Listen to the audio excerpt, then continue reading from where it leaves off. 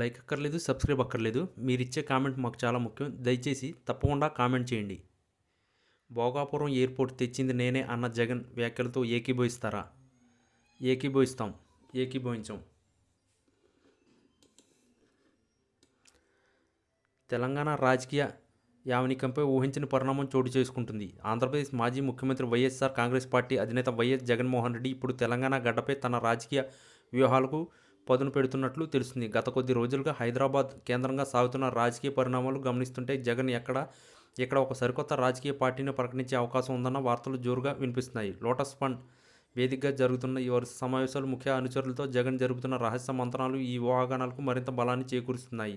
ఒకప్పుడు ఉమ్మడి ఆంధ్రప్రదేశ్ వైఎస్ఆర్ రాజశేఖర రెడ్డికి ఉన్న అశేష ప్రజాదరణను మళ్లీ గుర్తు చేస్తూ తెలంగాణలో రాజ్యం తీసుకువస్తానని నినాదంతో జగన్ రంగంలోకి దిగబోతున్నట్లు రాజకీయ విశ్లేషకులు భావిస్తున్నారు. ప్రస్తుతం తెలంగాణలో ఉన్న రాజకీయ శూన్యతను తనను అనుకూలంగా మార్చుకోవాలని జగన్ భావిస్తున్నట్లు సమాచారం. ముఖ్యంగా ఉమ్మడి ఖమ్మం, రంగారెడ్డి, హైదరాబాద్ జిల్లాలో వైఎస్ఆర్ అభిమానులు ఎప్పటికీ పెద్ద సంఖ్యలో ఉండడం జగన్కు కలిసి వచ్చే అంశం. గతంలో తన సోదరి షర్మిల తెలంగాణలో పార్టీ పెట్టి ఆ తర్వాత కాంగ్రెస్లో విలీనం చేసినప్పటికీ జగన్ స్వయంగా అడుగులు పెట్టడం అనేది ఖచ్చితంగా పెద్ద మార్పుకు దారితీస్తుందని అభిమానులు ఆశిస్తున్నారు. హైదరాబాద్లోని కీలక నేతలు, ముఖ్యంగా తెలంగాణ ఉద్యమం సమయంలో జగన్తో నడిచిన వారు మళ్ళీ ఆయన వైపు చూస్తున్నట్లు వార్తలు వస్తున్నాయి. ఈ కొత్త పార్టీకి సంబంధించి ఇప్పటికే ఒక పేరును కూడా సిద్ధం చేశారని, అది సామాజిక న్యాయం మరియు సంక్షేమం చుట్టూ తిరుగుతుందని వినికిడి.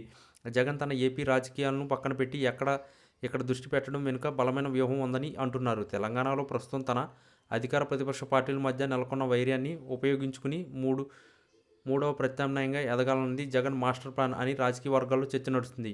ఈ పరిణామం అటు ఆంధ్ర రాజకీయాల్లో కూడా ప్రకంపనలు సృష్టిస్తుంది. హైదరాబాద్ తన రాజకీయ పునాది అని భావించే జగన్ ఇక్కడి నుండే జాతీయ స్థాయికి ఎదగడానికి ప్రయత్నిస్తున్నారా అన్న సందేహాలు వ్యక్తమవుతున్నాయి. హైదరాబాద్లోని ఐటీ కారిడార్ మొదలుకొని పాత బస్తీ వరకు జగన్ రాకపై భిన్నాభిప్రాయాలు వ్యక్తమవుతున్నాయా?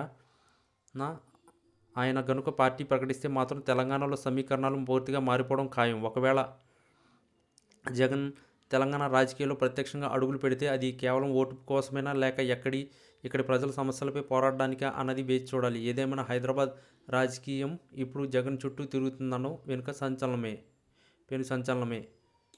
ఈ వీడియో కనుక మీకు నచ్చినట్లయితే please like, share and subscribe channel. మరిన్ని వీడియోస్ కోసం మా ఛానల్ని సబ్స్క్రైబ్ చేయడం మాత్రం మర్చిపోకండి. మీ ఫ్రెండ్స్, ఫ్యామిలీస్కి ఈ వీడియోని తప్పకుండా షేర్ చేయండి. మీరిచ్చే కామెంట్ మాకు చాలా ముఖ్యం. దయచేసి కామెంట్ చేయడం కూడా మర్చిపోకండి.